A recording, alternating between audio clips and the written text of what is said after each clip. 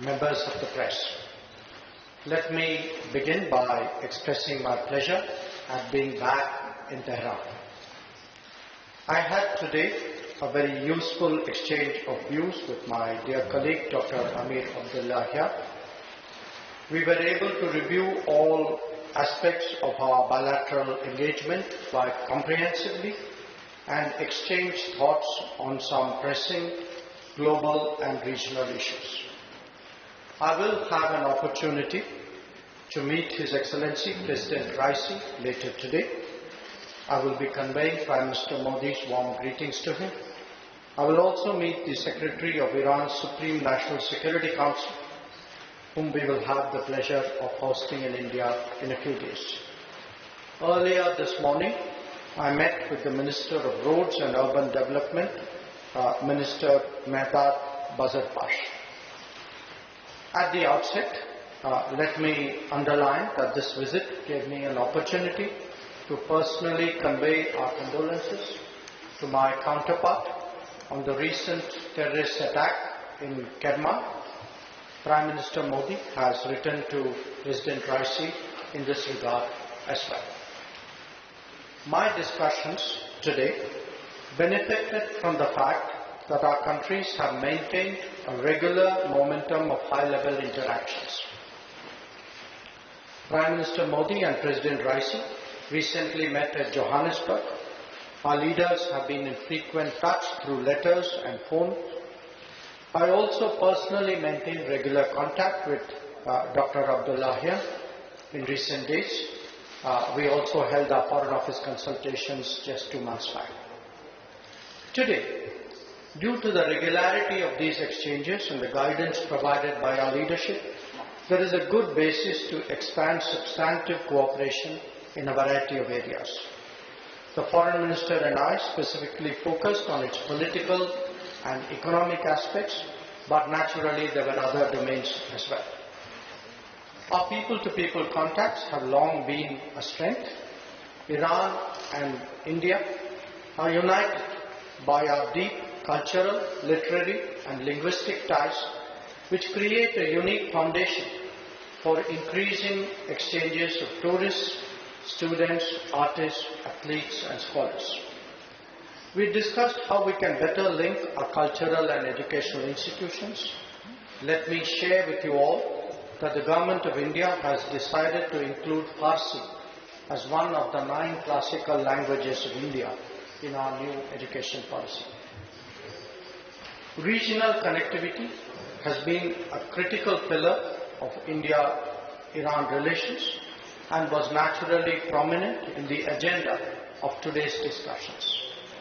I reiterated India's interest in benefiting from Iran's unique geographical position to access markets in Central Asia, Afghanistan and Eurasia. We discussed the prospects of energizing the international North-South transport corridor. In particular, we discussed India's involvement in the development and operation of the Chabahar port, a joint project with a joint vision of connectivity. I emphasized India's commitment to this project and discussed how we can establish a firm, sustainable and long-term roadmap for India's continued involvement over the coming years. Given the importance of this project for both nations, I emphasized the need to monitor its progress under the direct supervision of the political leadership. We also exchanged perspectives and assessments on certain regional and global issues and developments. Both of us are concerned about recent events in West Asia, which some call Middle East, and we emphasize the importance of preventing further escalation of violence and hostilities. We will be continuing further discussions over lunch. As you all know, India has a long-standing and uncompromising position against terrorism in all its forms and manifestations. This remains so, very much so.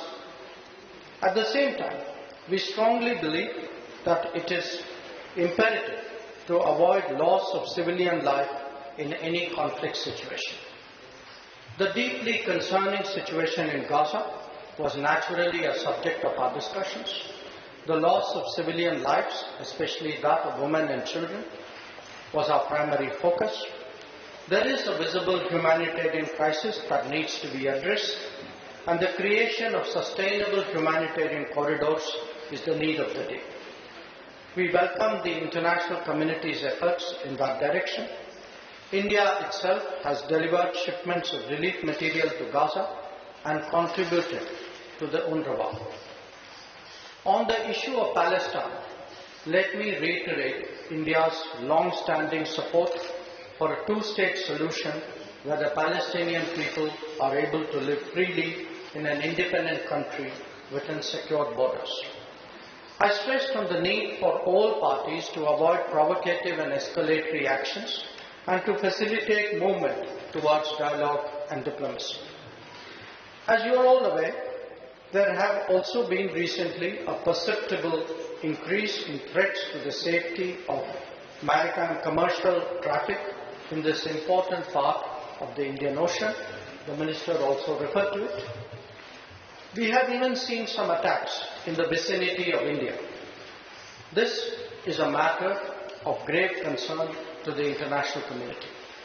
Obviously, it also has a direct bearing on India's energy and economic interests. This fraud situation is not to the benefit of any party, and this must be clearly recognized. Dr. Abdullahian and I will be reviewing developments in Afghanistan, we spoke about it briefly, and continue our long-standing dialogue about its stability and security. Another area that we intend to touch upon is the Caucasus, and we will be discussing various aspects of the conflict in Ukraine and their implications. This is my first visit to Iran after its membership of the BRICS was approved in September 2023 in South Africa.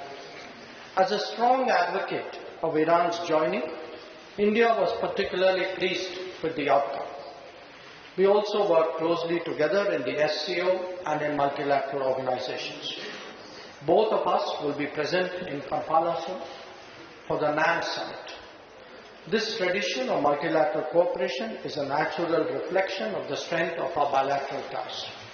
We also very much appreciate Iran's contribution to the voice of the Global South summits that were convened by India last year.